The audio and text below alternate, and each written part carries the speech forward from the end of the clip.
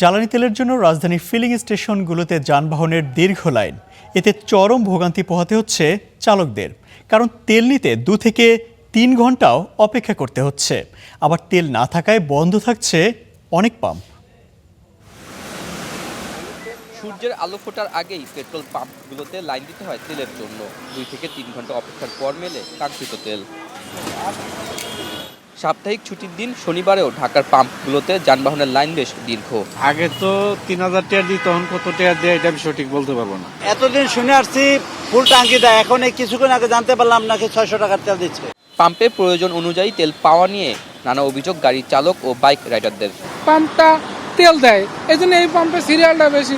অনেক পাম্পে ঘুরে দেখেন যে ওই বন্ধ করে রেখে দিচ্ছে, রুরাল জায়গাও দেখুন যে বন্ধ করে রেখে দিচ্ছে। আমি নিজে দেখছি বন্ধ করে রেখে দিচ্ছে। ঈদের পর দিয়েছিলাম 10 লিটার, আজকে আছে, তারপর আসলাম আর কি।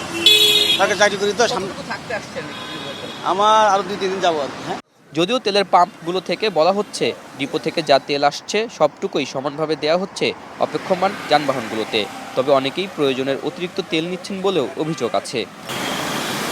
সংকট উত্তরণে ডিপো থেকে তেল সরবরাহ বাড়ানোর দাবি জানান ক্রেতা বিক্রেতারা। আতাউর নিয়ন, স্টার নিউজ, ঢাকা।